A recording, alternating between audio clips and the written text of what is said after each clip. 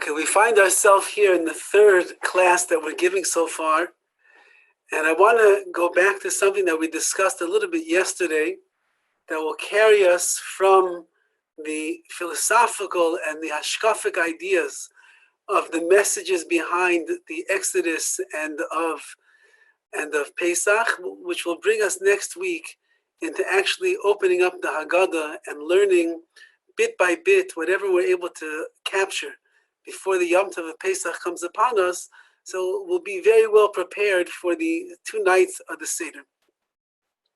We mentioned last night a very profound concept in our belief in Hashem.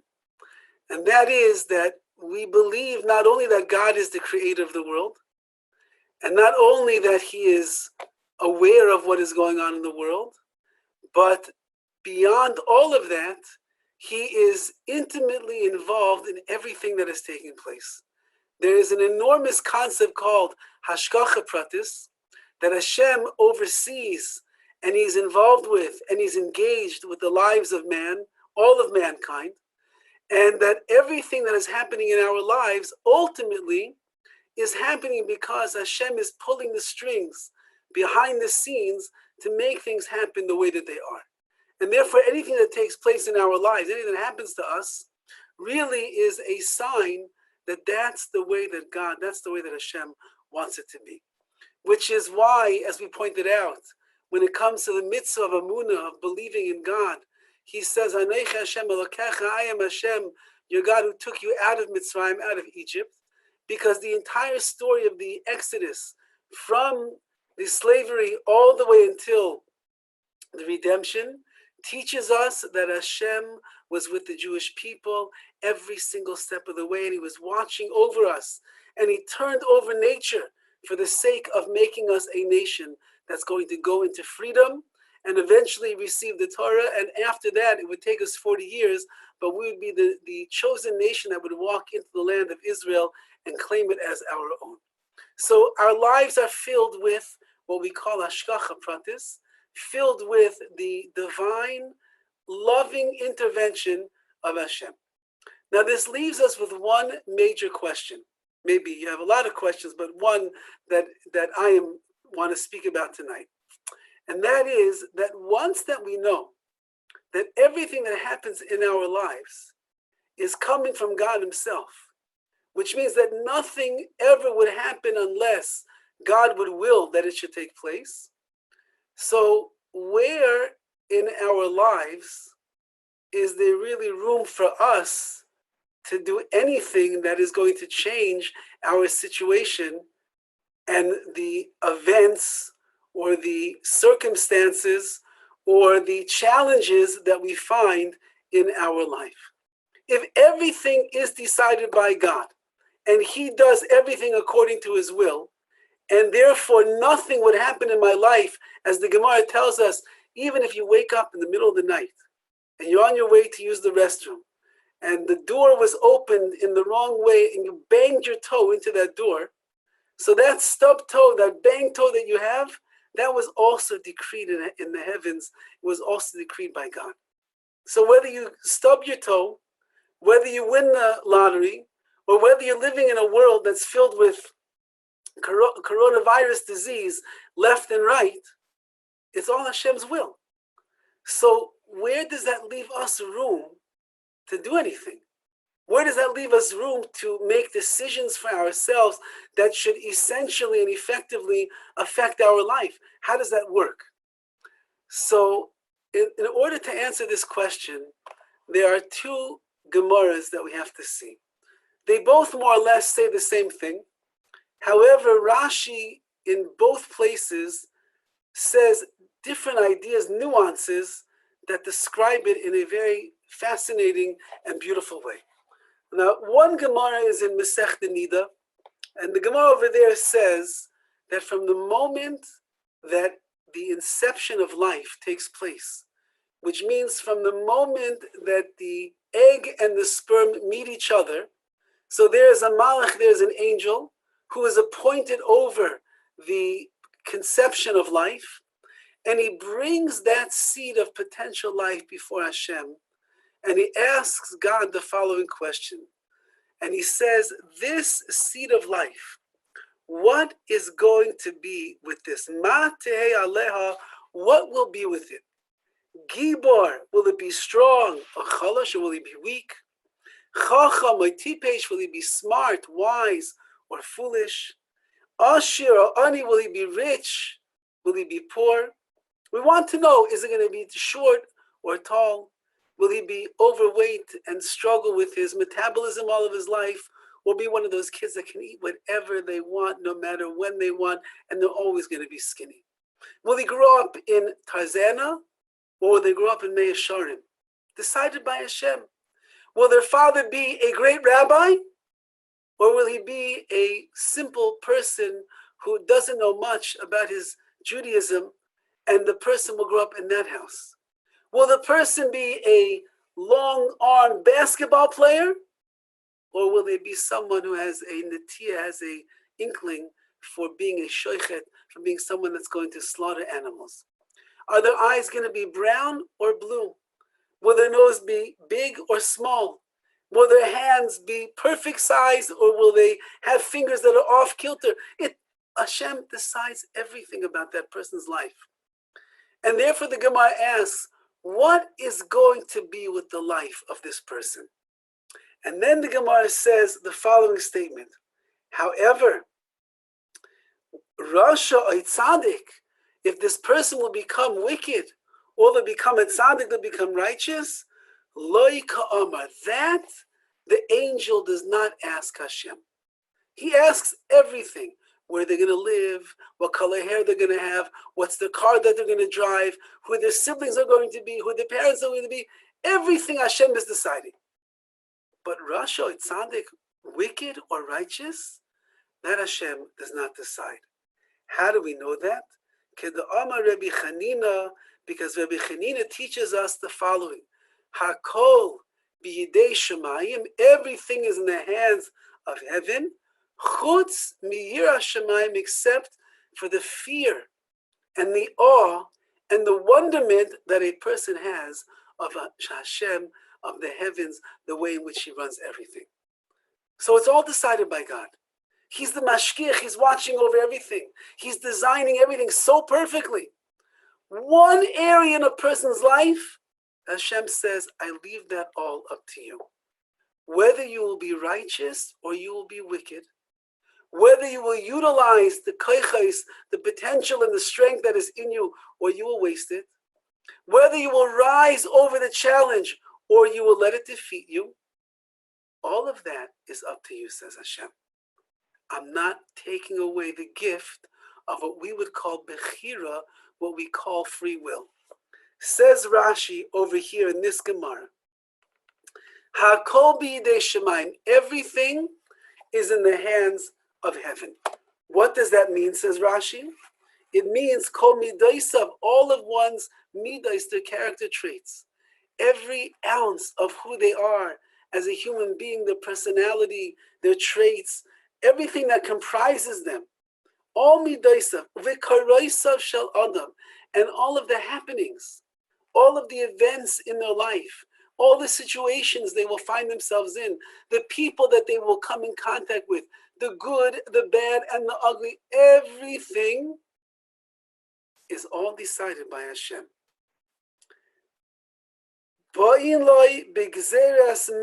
It all comes to a person by the decree of the King of the world, which is Hashem. He's governing and watching over the world so perfectly, exactly the way that it's supposed to be.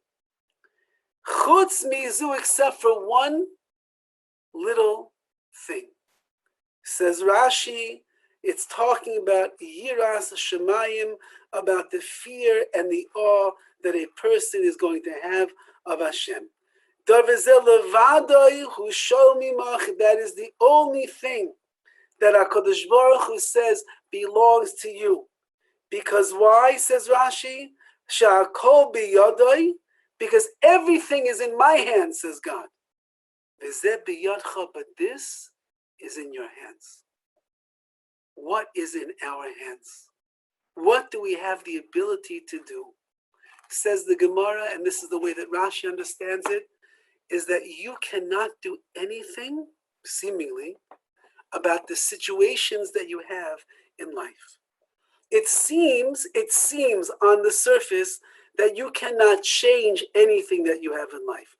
All that you could do is decide how you are going to respond, how are you going to deal with and handle those situations and those details of your life that Hashem has decided for you already. And that will be what we call our bechira, our free will, to choose to live through life the way that we want to live through life. Hashem is going to send the test. He's going to send the blessing. He's going to send the curse. He's going to send the life. He's going to send the death. He's going to send the success. He's going to send the failure. Hashem will send all of that because that's what Hashgacha practice, that's what divine intervention is all about. But whether or not you are going to respond properly, that Hashem cannot choose. Only you have the ability to make that choice and that decision for yourself. Hakol b'yidei Shemayim, everything is in the hands of God except one thing is in your hands. The power to decide and to choose what you want to do with it. Rashi says over here, in a similar Gemara, in the Gemara in Brachos, he writes, Kol haba la'adam biyad HaKadosh Baruch Hu. Everything that befalls a person is in the hands of God. Kagon aruch kotzer, whether he's long, he's tall, kotzer or he's short. Ani asher, whether he's poor, whether he's rich. Chacham shaita, whether he's smart or he's a fool. Lavan shachar, whether he's white-skinned or he's black-skinned. Hakol b'yidei Shemayim, everything is in the hands of heaven. Aval tzaddik v'rasha, but a righteous man or a wicked man, einay ba'al yidei Shemayim, that itself does not come through the hands of Hashem. Ezu masu biyadai, this HaKadosh Baruch Hu transferred, he gave it over into your own hands. Shalodam, of the person. V'nasan lifanav shnei drachim, and Hashem has placed two pathways in front of you. Path of righteousness, pathway of wickedness. Pathway of truth, pathway of deceit. Pathway of blessing, pathway of curses. Those two paths are always in front of a person. V'hu yivcher lo yiras shamayim. And you have the ability to choose which path you would like to go into, and it all will depend upon the level of yiras shamayim, the awe and the fear of Hashem that you are going to have. If you will think about God before you make the decision, you will then make the right decision. If you push him out of the picture and you think only about yourself and you cool off the fear and the awe and the reverence that you have of God and what he wants from us, then chances are a person will end up making the wrong decision in life. Our bechira, our free will, up to us. In his infinite wisdom, he gave us the choice. He gave us the opportunity to choose between good and bad, and we could make the wrong choice. Because that's the only way that a person is going to learn. The nature of the world is you have free will and you can choose to do whatever you like. Choose good, you made a great decision. Choose bad, well, you used your free will, but you made the wrong decision. Now, it sounds like from here as well, everything is determined by Hashem. He chose everything that's going to happen to us. Nevertheless, your response will be up to you. That will be your free will. However, there is a much deeper concept in the world of free will, which we have to understand in order to appreciate the miracles of Yetzias Mitzrayim, the miracles that Hashem made with the ultimate redemption of the Jewish people, and yet also appreciate the fact that when we went into slavery, it was not only a decision that Hashem made, but rather something that we had a part of as well. And this is the famous concept that the way in which Hashem deals with the Jewish people is midah keneged midah, is measure for measure. the way in which you act towards God, that is the way He is going to act towards you. If you will utilize your bechira, your free will, to make powerful decisions, good decisions, decisions that lift you up over where you were before, then the way that God is going to respond to you is in kind. He's going to deal with you and give you blessings, and He'll give you goodness, and He'll give you shefa, abundance of so much good based upon the high levels that you just reached. But if a person acts towards God, mida keneged mida, in a way that is beneath our dignity, that is lower than the world of Yirah Shemayim, the awe and the reverence and the fear that we have of God, and therefore we make decisions that are not good decisions, then God is going to deal with us as well in that vein. When we say that Hashem is a mashgiach, that means He's watching over our lives and He is seeing, how do we choose to live? What are we occupying our time with? What are the decisions that we are making? Are they good for us? Is it good for our family? Is it good for our children? Is it good for our communities? Is it good for my future? Or is it something that, unfortunately, because of a temporary weakness that I have in my decision-making process, I ended up choosing something that could actually be detrimental and hurtful to me? Remember, like we said on the first day, there is a soul of gold inside each and every one of us. How do you treat gold? You don't bury it in the mud. You don't cover it up with paint.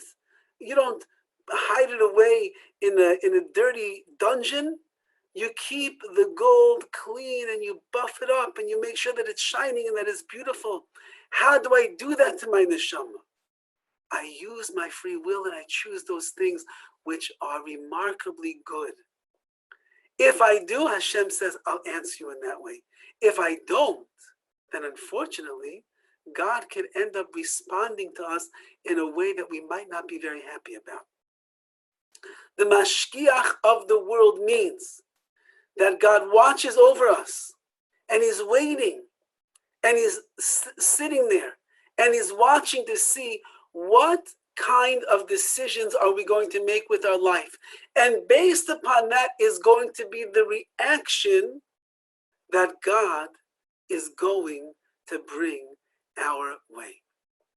When the Jewish people went down into Mitzrayim, into Egypt, and they were taken over as the nation that was enslaved by the Egyptians, and it was miserable bondage, hardship and slavery, backbreaking labor. Many people were killed and they were struck dead.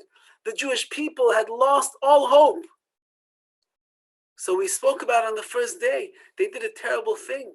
They actually brought themselves down level after level after level because of the terrible sin of Yosef and his brothers. When they came into Mitzrayim after Jacob died, we know that the sages tell us they assimilated big time into Egyptian society. And Hashem said, I gave you Bechira to make your life either a Rasha or a Tzaddik, wicked or righteous. Which path have you decided to go in? If you chose the wrong path, says Hashem, I as the mashgiach, as the one that's watching over, I must respond to you in the way that you are acting towards me. And therefore He said the only way to fix us and the only way to make us better and the only response that was possible was bondage, slavery, hardships, misery, all the things that came. How do we get out of there? So according to what we said yesterday, we got out of there because Hashem decided in His infinite wisdom that the right thing to do was save the Jewish people.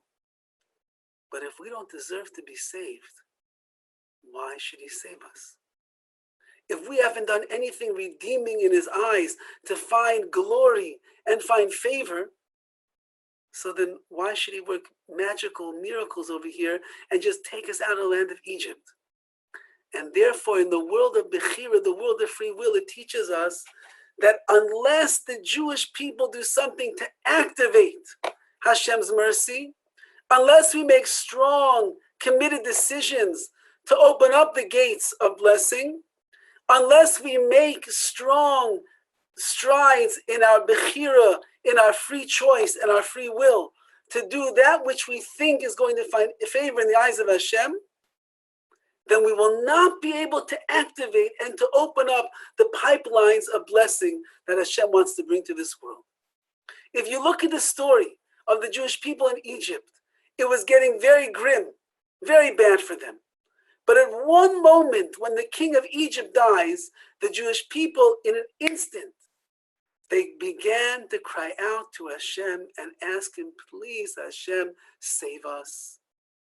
Hashem said, you chose in your moment of respite, in a moment where you're not being beaten by everybody, you chose to call out to me. You made a decision of bechira, free will, and you showed me that you still want to be my treasured nation. Now I will respond to you in the right way as well. And that will be the beginning of the redemption of the Jewish people, which means the following. On one hand, Hashem decides everything. Your hair color, your family, where you're going to grow up, how much money will be in the bank, your success, He decides it all. On the other hand, He decides nothing. Because the one most valuable and important thing that a person has in their life is, I could choose to do whatever I want. I could choose to be free. I could choose to be a slave. I could choose to be righteous. I could choose to be wicked. I could choose to do what's right. I could choose to do what's wrong. It's all up to me. And based upon the decisions that I make in my life, that will elicit a reaction from Hashem, who's been carefully watching everything that we do. The story of the Jewish people from the exile to the Exodus is a story of how our free will made mistakes, but how at the end of the day, our free will is what rescued us and saved us from the mess of being trapped over there in Mitzrayim. And if we learn anything over the days of Pesach, and as we go through the Haggadah, like it says, the very famous words, Hashem stood by us and our forefathers. Not only one nation got up to destroy us and to nip us in the bud and wipe us off the earth, in every single generation, nations rose up against us to destroy us and wipe us out. But Hashem, the master of the universe, He came to our defense and He saved us from their hands. Just because? No. What we're saying is, because that we decided to regain our nation and our status as the treasured nation, because we decided not to go into the wrong direction, but rather to go into the right direction, because we decided to use the beautiful gifts of free will and choice that Hashem gifted us with and imbued us with. Therefore, even though that at one point He had to decide to let the nations rise up against us, just as easily He could decide to wipe them away and matzilenu miyadam, and rescue us and save us from their hands. And so too, we should learn a lesson from the Jewish people. We should learn a lesson from our forefathers who were the masters of faith and understood this. We're living in times right now where, as we mentioned the last couple of nights, the world has literally come to a standstill because of a virus that almost nobody can see. And we are being locked down, and we are closing up our shuls, and we're closing the schools, closing the yeshivas, closing the stores, closing the livelihood is being lost. And we want to know what is going to take place in order to turn back the tides of the historical situation that we find ourselves in right now. Yes, we have to make our human efforts. we have to stay inside the house, and we have to wash our hands, and we have to stay away from people that are older and that perhaps might be sick. Yes, of course. And if the government will order us to be locked down in our homes for 2 weeks, we'll have to follow the orders as well, of course. But you know what HaKadosh Baruch Hu wants right now?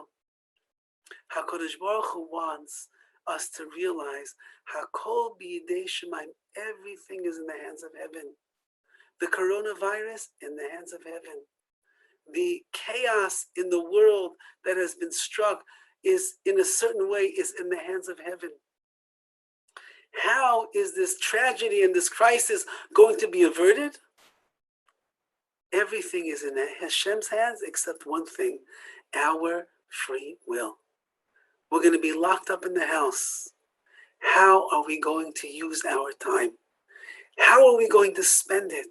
Are we going to be able to learn and to pray and to say Tehillim that Hashem should end the destruction?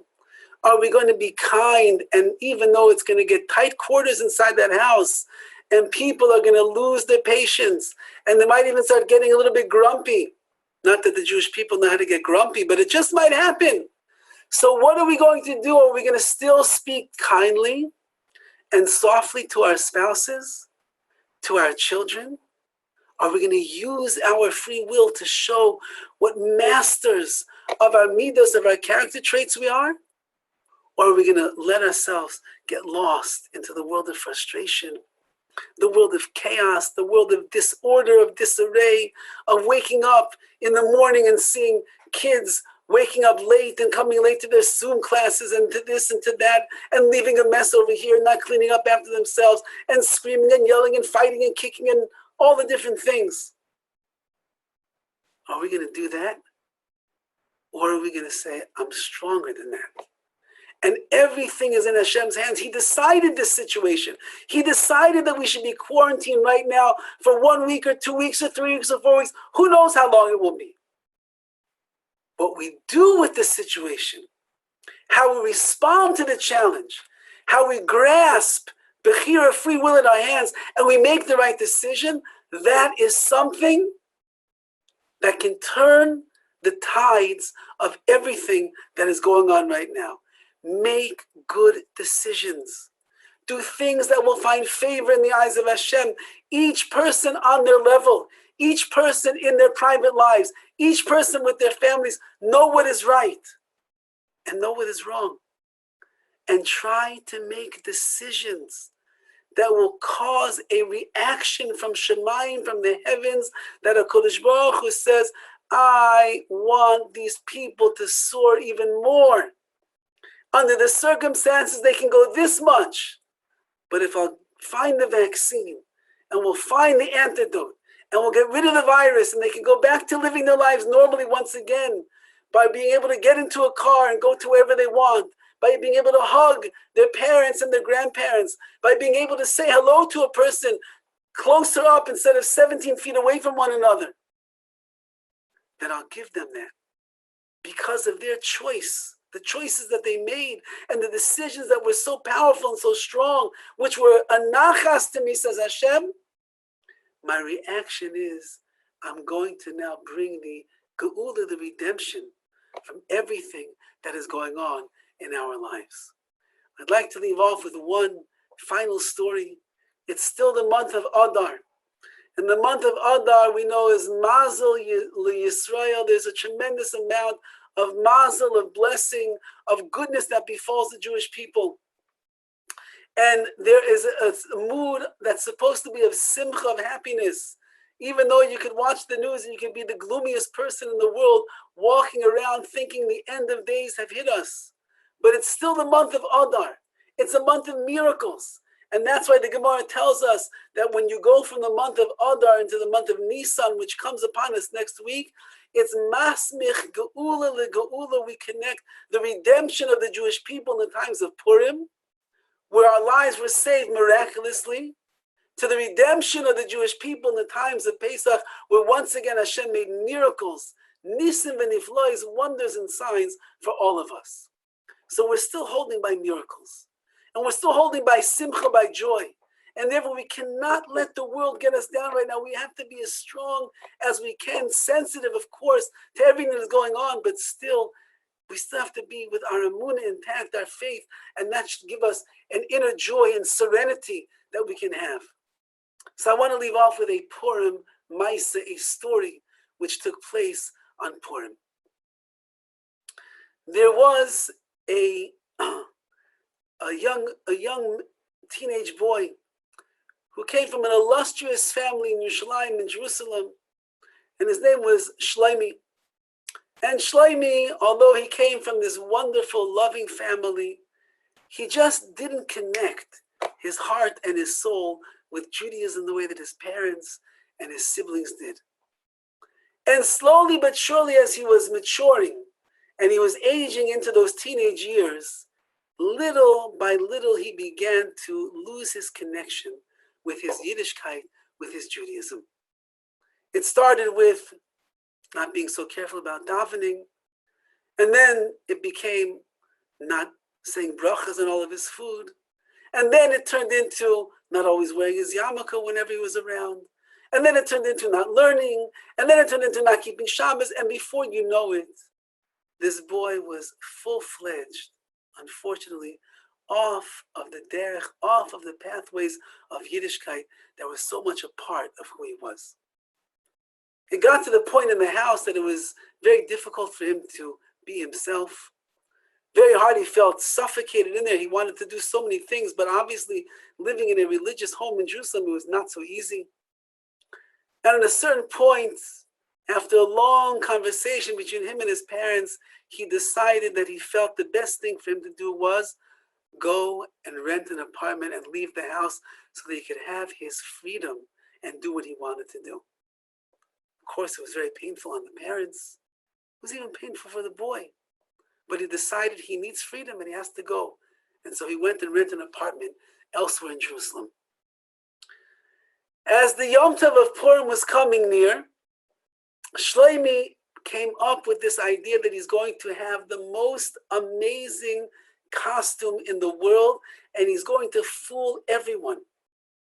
He decided that he's going to dress up as an old, venerable sage and a tzaddik and a righteous person. And he began collecting costume parts everywhere that he went, a beautiful coat. He went and he got a special hat that only elderly Talmidei Chachamim, Torah scholars would wear. He got the special shoes and the special pants. He got a beard that looked so real. Long payas that looked so real. Nobody would know that this boy was an impersonator and pulling the wool over their eyes.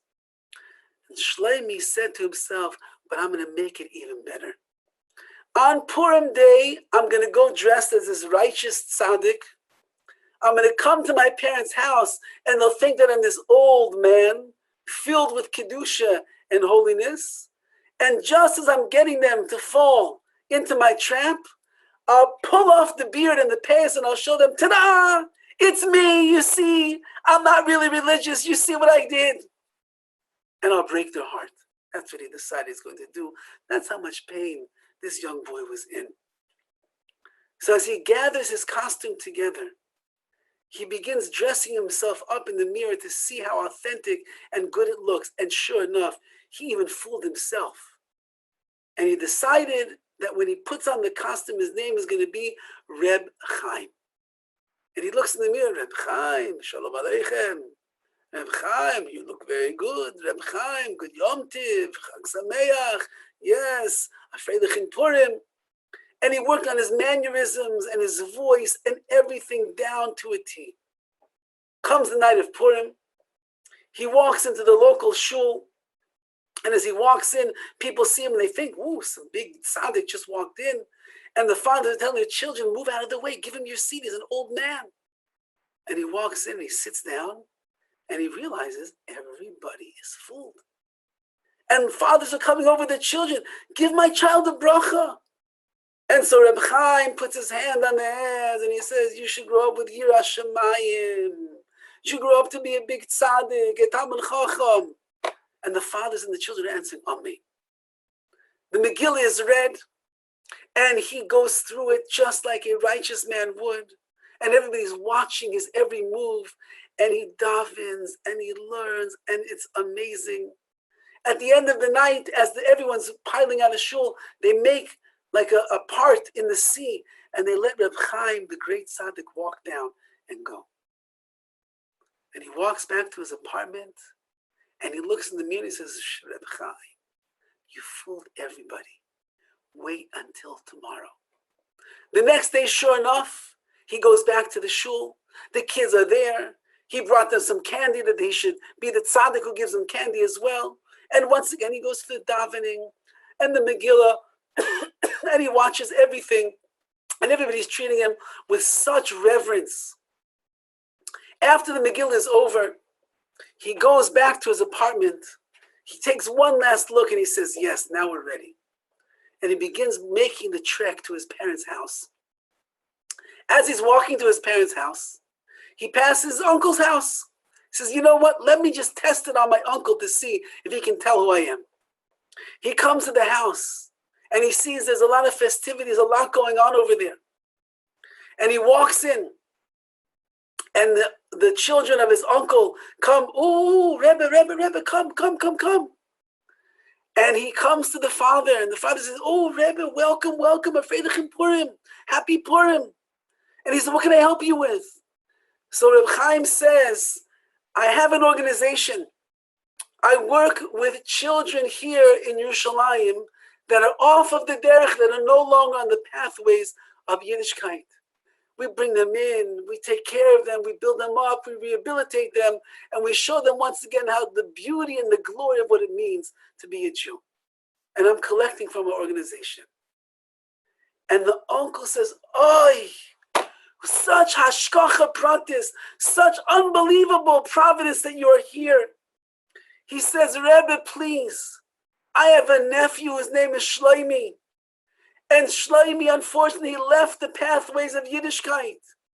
If only he would know how much we care about him, how much we daven for him, how much we think about him, how much we hope that he will once again return to the pathways of Judaism. Only he would know. Maybe, Rebbe, I can give you his name and his number, and you can be in touch with him. And at this point, Rabbi Chaim, who is really Shloimi, is holding back the tears. And he swallows and he says to his uncle, sure, give me his name and number. I'll be in touch with him after Purim. And the uncle says, thank you so much.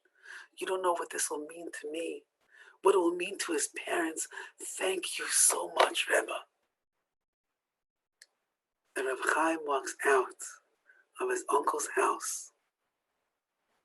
And instead of walking towards his parents' house to pull off the mask and to show them who he became, he went back to his apartment and he decided who he was going to become.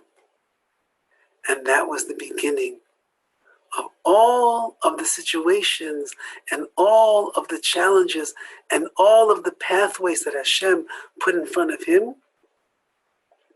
But the one thing of Yirah Shamayim, of free will of choice, that was in his hands. And from there he decided to turn around and once again become Shloimi, the religious Jew. When HaKadosh Baruch Hu looks at us, and he sees the choices that we make, and he sees how we try our best to do that which is right, it changes the way in which HaKadosh Baruch Hu reacts to who we are and to what we accomplish.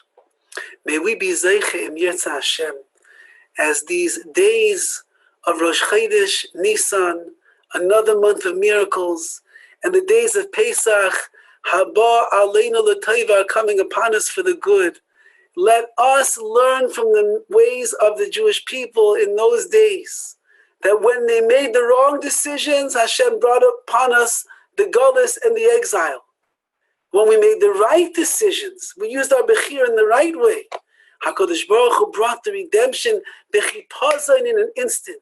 We should be zeichim Yitz Hashem to recognize the Yeshuas and the Chamas of Hashem, that if we will continue to make the right decisions under these quarantines, use our time wisely and adequately to do what is nachas, what is favorable in the eyes of Hashem, may Hashem bring us from the Golus to the Geula to the redemption, all the Jewish people being able to sit by a Seder table together as one, parents and grandparents and children, aunts and uncles, friends, everybody, sitting around the Pesach Seder Mashiach Tzidkenu Bimheira V'Yameinu. God willing, next week, starting on Sunday night, we're going to begin going through the Haggadah, and we will use that to prepare ourselves in Yitz Hashem for the glorious Yom Tov of Pesach. Have a wonderful, wonderful evening and a wonderful Shabbos. All the best.